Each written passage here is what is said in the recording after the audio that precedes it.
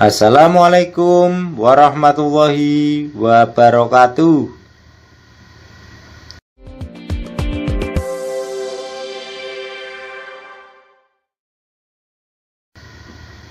Teman-teman, langsung saja.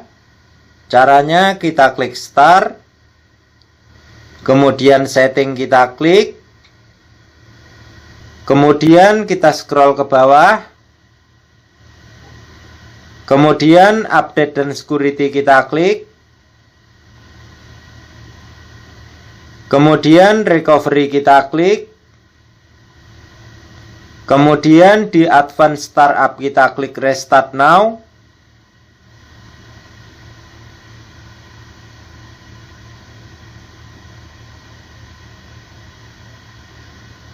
Selanjutnya kita klik troubleshoot. Selanjutnya kita klik advanced option. Selanjutnya kita klik startup setting. Selanjutnya kita klik restart.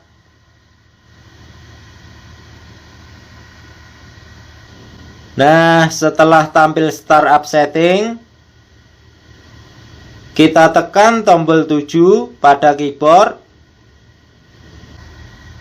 maka secara otomatis driver signature akan terdisable ya teman-teman.